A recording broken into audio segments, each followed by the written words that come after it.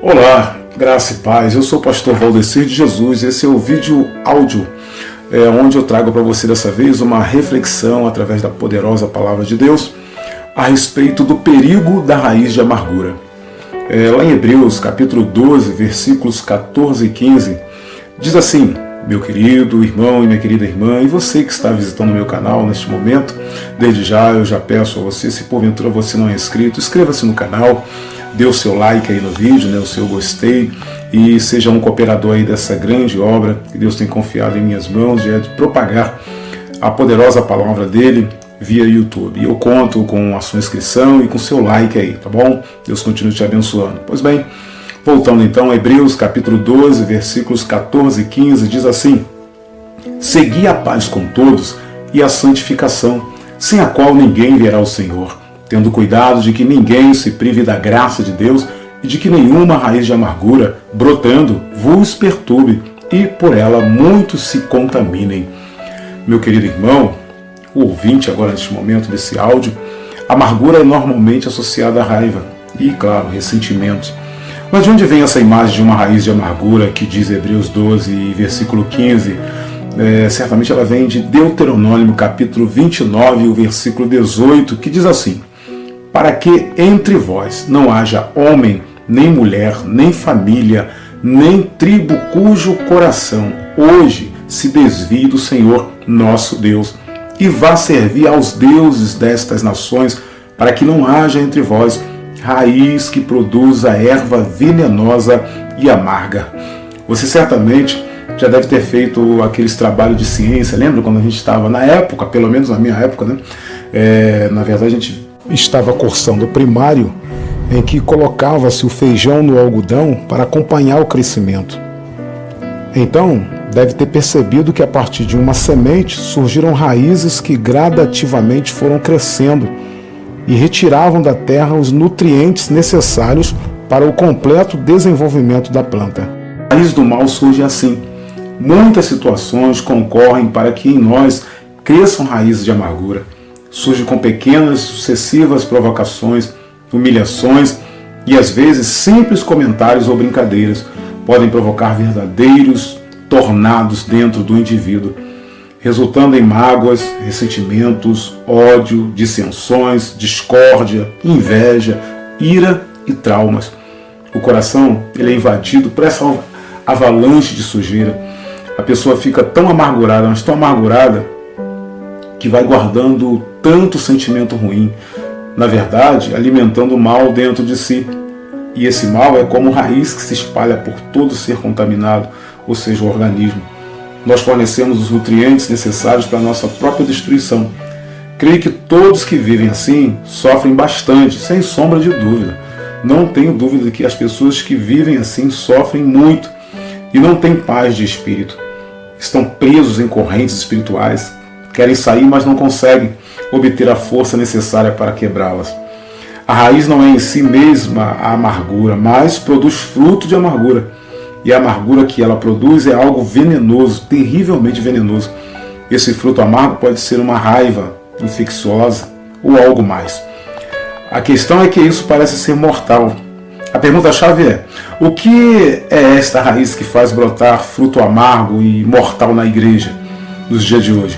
O versículo seguinte, em Deuteronômio capítulo 29, dá a resposta surpreendente para a gente, mas encaixa-se perfeitamente com o livro dos Hebreus. Versículo 18 termina assim: para que não haja entre vós raiz que produza erva venenosa e amarga. E então o versículo 19, ele já começa definindo essa raiz, trazendo a definição dessa raiz, que diz assim: ninguém que, ouvindo as palavras desta maldição, se abençoe no seu íntimo, dizendo: terei paz, ainda que ande na perversidade do meu coração, para acrescentar a sede à bebedice. O que é então raiz que produz o fruto amargo? É a pessoa que tem a visão errada da segurança eterna, sente-se seguro quando não está seguro. Ele diz: terei paz, ou seja, terei segurança, ainda que ande na perversidade do meu coração. Ele não entende direito a aliança que Deus fez. Ele pensa que só porque é parte do povo da aliança, ou seja, parte da igreja, ele está livre do julgamento de Deus. Esse tipo de suposição é o que o livro de Hebreus trata repetitivamente. Cristãos professos que acham estar seguros por causa de alguma experiência espiritual passada ou alguma associação presente com o povo cristão. O objetivo de Hebreus é curar os cristãos da suposição e cultivar fervorosamente perseverança em fé e santidade. Pelo menos 4 vezes o livro nos alerta que não devemos rejeitar nossa grandiosa salvação, mas estarmos vigilantes para lutar a luta da fé todos os dias, para não ficarmos endurecidos e nos afastarmos e provar que não tínhamos parte com Cristo. Ouça o que diz em Hebreus, capítulo 2, versículo 3, como também eu separei aqui alguns outros versículos mais dentro desse contexto, ou para esse contexto, melhor dizendo, do texto em que eu li inicialmente. Como escaparemos nós se descuidarmos de tão grande salvação, a qual, tendo sido anunciada inicialmente pelo Senhor, foi-nos depois confirmada pelos que a ouviram. Também Hebreus capítulo 3, o versículo 12, 13 e 14 diz: Vede, irmãos, que nunca se ache em qualquer de vós um perverso coração de incredulidade para se apartar do Deus vivo.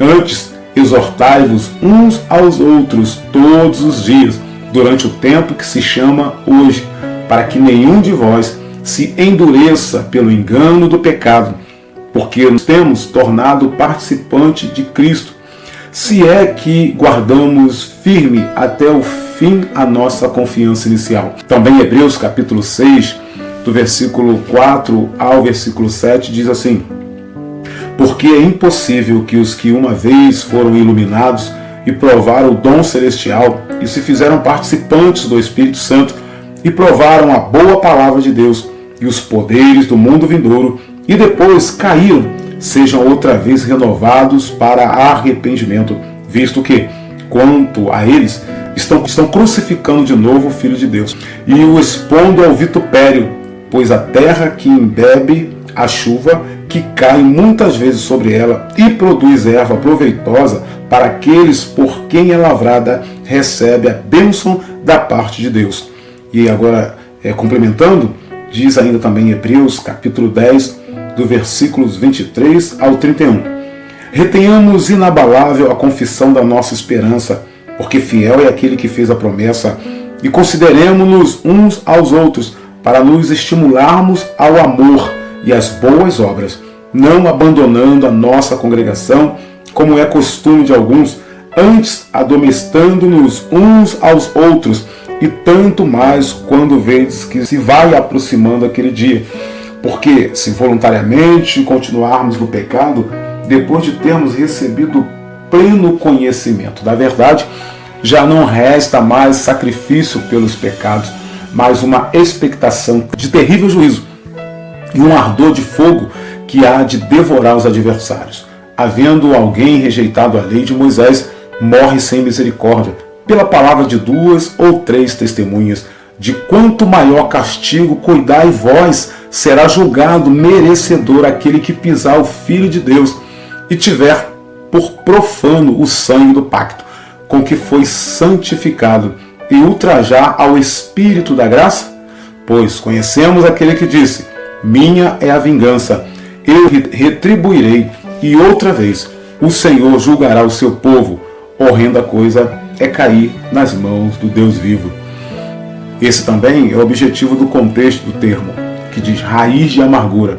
Em Hebreus 12, segui a paz com todos e a santificação, sem a qual ninguém verá o Senhor, atentando diligentemente, porque ninguém seja faltoso, separando-se da graça de Deus, nem haja alguma raiz de amargura que, brotando, vos perturbe e, por meio dela, muitos sejam contaminados.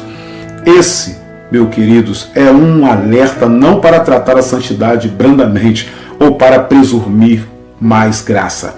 Portanto, uma raiz de amargura é a pessoa ou doutrina na igreja que encoraja as pessoas a agirem presunçosamente, incitando a contenda com palavras persuasivas, expressões ciumentas, deboches, ironias, falsa piedade, e vive colocando-se como pessoa coitadinha para crucificar a outros, resulta em influenciar e tratar a salvação como coisa automática, que não requer uma vida de vigilância na luta da fé e busca por santidade. Tal pessoa ou doutrina contamina muitas pessoas e pode levar à experiência de Esaú. Lembra de Esaú? Que tratou levianamente sua herança e não pôde arrepender-se no fim e encontrar a vida. Na Bíblia, encontramos vários relatos sobre pessoas tomadas pela amargura. E nós sabemos o resultado dessas pessoas que tomaram para si a amargura e se deixaram ser destruídos por essas raízes, por esses frutos que a raiz da amargura produz. Gênesis capítulo 4, versículo 5, nós vemos o registro lá, diz: mas para Caim e para a sua oferta não atentou. Irou-se Caim fortemente e descaiu-lhe o semblante. A ira foi tanta de Caim que ele decidiu matar o seu próprio irmão. Caim não gostou de sua oferta ter sido rejeitada por Deus. Matar foi a maneira de descarregar todo o ódio que tinha no seu coração, fruto de uma raiz de amargura. Vendo, pois, também, Gênesis 37:4, temos também um relato a respeito de José, o que Deus o fez ser governador do Egito, anos depois de passar por muitas consequências, dado as atitudes e ações de seus próprios irmãos por deixarem brotar a raiz de amargura em seus corações, gerando assim ódio contra o próprio irmão, seu irmão chamado José. Diz assim em Gênesis 37:4, vendo, pois, seus irmãos que seu pai o amava mais do que a todos eles, odiaram-no e não podiam falar com ele pacificamente. Não tem casos assim? Casos de pessoa que você percebe dentro da igreja que elas te evitam porque ela está te odiando, que é fruto da raiz de amargura. E mais, inveja, ira, ódio, tudo isso no coração dos irmãos de José. Tinha inveja do irmão porque este era obediente e responsável, ao passo que eles eram irresponsáveis e não suportavam a correção. A solução qual foi? Foi vender o irmão e mentir sobre a sua morte. Não se esforçaram em compreender o motivo pela qual seu pai agia assim e muito menos também não aceitaram o plano de Deus na vida de José. Não se deixe levar pelo mal, não contamine seu coração. Se em algum momento foi ferido por palavras ou atitudes, libere o perdão. Não deixe brotar sentimentos que vão te fazer sofrer.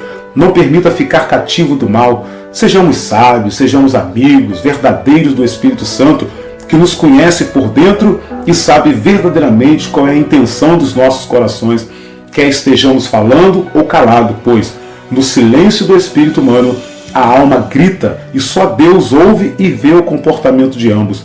Ei, não permita que nenhuma raiz de amargura venha brotar em teu coração, pois ela fortalece o caule da incredulidade, e a incredulidade fortalece o tronco do pecado. O pecado gera o fruto da morte, que é o salário dele. Cuide de todas as áreas da sua vida. Agora, quanto ao teu coração, que é terra de plantio, ouça o que diz em Provérbios capítulo 4, versículo 20. Sobretudo, o que se deve guardar, guarda o teu coração, porque dele procede as fontes da vida. Descansa em Deus, aprenda com Cristo, livre-se de todo fardo pesado no teu coração, pois ele já proveu descanso para a sua alma. Ele diz assim: vinde a mim, todos que estáis cansados e oprimidos, e eu vos aliviarei. Tomai sobre vós o meu jugo, e aprendei de mim, que sou manso e humilde de coração, e encontrarei descanso para as vossas almas, porque o meu jugo é suave e o meu fardo é leve. Evangelho de Mateus, capítulo 11, do versículo 28 ao versículo 30. Que Deus continue encontrando espaço no teu coração, meu querido e amado ouvinte desta mensagem, que o Senhor Deus possa lhe achar em todo tempo, com o coração contrito e quebrantado, em obediência à sua palavra e temente à sua voz e ao seu Santo Espírito, que convive e habita em nós 24 horas. Jesus te ama. Dá lugar para Ele. Dá expansão à plenitude do Espírito Santo na sua vida. Porque ser cristão é para todos aqueles que verdadeiramente querem ir morar no céu através de Cristo Jesus, obedecendo os seus mandamentos. Porquanto todos têm direito à salvação, mas vamos nos esforçar para que sejamos verdadeiramente os escolhidos de Deus. Deus te abençoe no temor da sua palavra, Deus te guarde e Deus te use poderosamente compartilhando esta mensagem. Fique em paz, em nome de Jesus.